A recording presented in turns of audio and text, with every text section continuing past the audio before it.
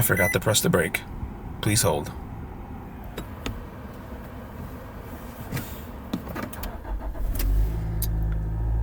There we go.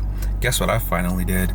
I finally changed my oil and got rid of that damn light. So yeah, let's get on to today's video. What do you do when you hit your goals? And in typical Andre fashion, I left my mount at home. It's in my office. But what do you do when you hit your goals? It's a really good question. Hitting your goals is super freaking tough. It's the hardest thing you've ever done. Well, that I've ever done. I don't know about some people. Very few people seem to just be like literal goal hitting geniuses. But that's not me, and that's probably not the majority of people watching this video. If you are fortunate enough to hit your goals, let's get on the road and I'm gonna tell you how it feels. So, as most of you know, I make my money trading markets. I support my family trading markets, and funny enough, trading markets led me to doing all this stuff. And it is super freaking awesome to hit your goals. Like, super duper awesome. But hitting your goals is also super duper depressing. I'm gonna tell you why it's super duper depressing.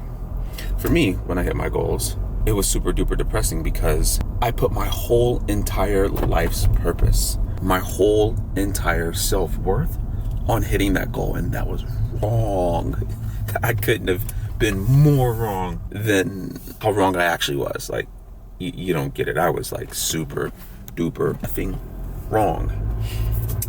I got depressed as all outdoors, and I got depressed because I thought I was in my focus. I thought I was living my dream life. So when I hit my goals, I was on a high for about a year, maybe even a year and a half. Like, I was on a high. I think I don't know if I've ever told that story of how I paid for everybody to get in the club once. And, you know, that was really dumb.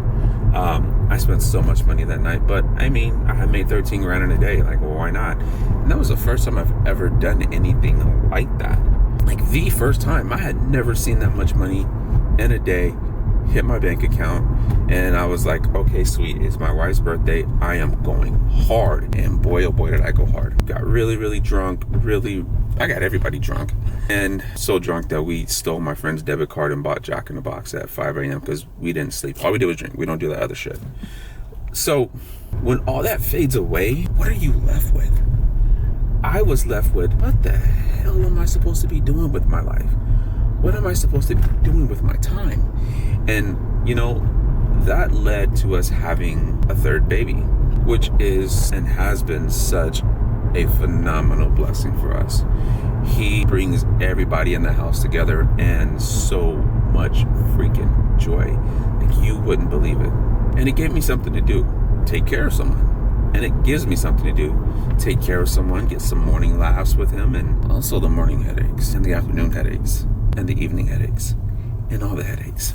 But it gave me something to do.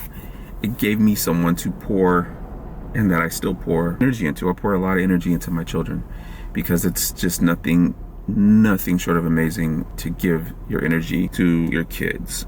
Be there for them, go to every basketball game while my kids fight, go to all their martial arts tournaments. My daughter has her Muay Thai debut coming up on when is her Muay Thai debut? The 29th of June, right after her 14th birthday. And it gave me more time to train martial arts, and I still felt lost. So what I discovered was trading is not my purpose. You have to sample things to actually find your purpose and what you want to do, unless you're born with that innate sense of, I know what I'm here for, I know what I'm going to do, and I'm just going to go for it. And that's not most of us. That's not the reality, because most of us are, let's face it, and unfortunately, I'm not one of those that are working jobs that they don't like, because you have to do what you have to do until you can do what you can do or want to do. It's just one of those harsh realities. Holy it's Mother's Day. Just forgot again. So I'm heading home, like I don't gotta go give my wife something. So the dark side of it for me hitting these goals was I got lost, because now you have time, and you know the old wives' tale. No, that's not a wives' tale. I was gonna say idle hands are the devil's playground. Maybe idle time is a mental playground or mental anguish, because it was mental anguish. So I really got to a point where I felt like I was wasting my life. I'm not doing anything with my life. I'm just trading. And while, yeah, cool, everybody wants to be a great trader who's in trading, it just wasn't it. Now, I hate when people cut me off. This is why I said one of those other videos, like, you should get 2 times a year where you can get out the car and beat the living crap out of somebody. I would totally do it. And maybe someone would beat the crap out of me too. That's fine. If I deserve it, I'll take it. So with all that time, I got stuck in my head. I started researching conspiracies like crazy. But some of those conspiracies actually were helpful for me. And I know that sounds crazy, but that's true. Some of those conspiracies were super duper beneficial for me to learn. Because at my core, Andre Lavelle is a truth seeker. So if you're tying your purpose to a specific goal or a specific thing because you want to do that thing to provide, you got to think that may just be a means for you to survive in this freaking world financially. It might not be your actual purpose. And very few people are fortunate to make money in their purpose. I make money as a trader. I don't think I make money in my purpose, and maybe the purpose is not to make money. And let me pump some gas. I decided to pull over to finish this video. So if you're one of the few people who are privileged to be able to make money and live in their purpose, keep going. You are awesome. I applaud you because that's really, really hard to do. If you're not, for your own happiness, go out and try those things that you always wanted to try when you were a kid. Because chances are, when you were little, you had some sort of idea what your purpose was. And you were doing something to that nature before someone said, stop doing that, or killed your dreams.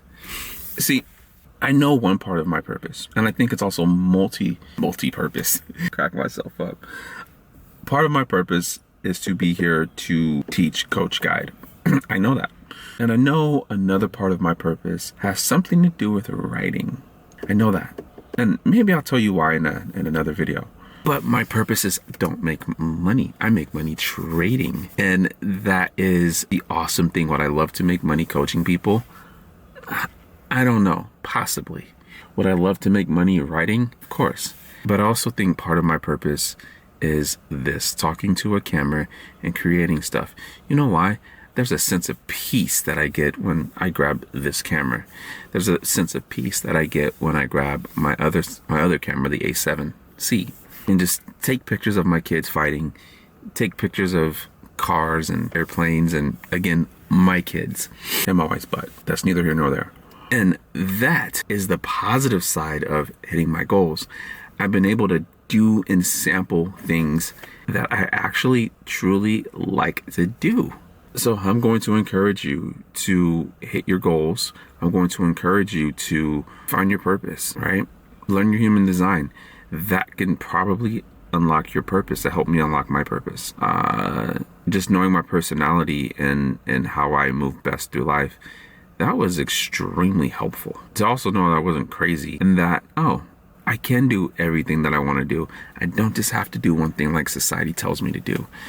I can be Andre. So short, quick car talk. I am going to get my wife her Mother's Day breakfast that she wanted. Marry somebody simple. Find somebody simple. She just wanted McDonald's breakfast. That's amazing. That's going to cost me like $8. Like, how amazing is that? We aren't lifestyle people. Can you tell? Anyway, I'm going to go ahead to McDonald's, pick up her breakfast, and go home.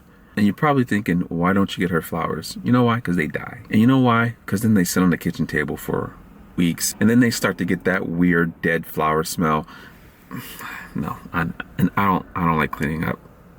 Well, I should rephrase that. I don't want to clean them up. How's that? I don't want to throw them away because then I feel like I just threw money in the trash. And I know what you're thinking. It's not about the money, Andre. Why don't you throw $50 in the trash and tell me how you feel? All right. Anywho, go. Oh, I did start posting on my other Instagram. I am going to change the name of it because Andres Charts _HD. It's going to be so much more than human design. It's going to be everything. It's going to be such a manifesting generators page all over the place, all over everything, everywhere, every topic. Speaking my mind. I'm getting those thoughts out that I just sit and ponder, and the things that come to me, I'm just going to record them and get them out. Okay, go follow me. Like this video. Share this video with someone who's struggling to find their purpose. And on that note, I'm headed to McDonald's, and I'm not going to eat anything because I stepped on the scale. I did a body analytic analysis. I did a body composition analyzation. I don't know what the hell you call it. And your boy is 5'8", 213 pounds with 150 pounds of lean, no, 159 pounds of lean muscle mass. What the hell is that other weight? So I'm not eating McDonald's. I'm going to eat air. It's no calories. I wish protein had no calories. Anywho, I'm out. Follow me on socials at Andres Charts. Head to my website if you want to become a better trader, andrescharts.com. The new Instagram name, it's probably going to be Soul Scripted, just like the other page. That was my mother. It is Mother's Day. I did text her Happy Mother's Day.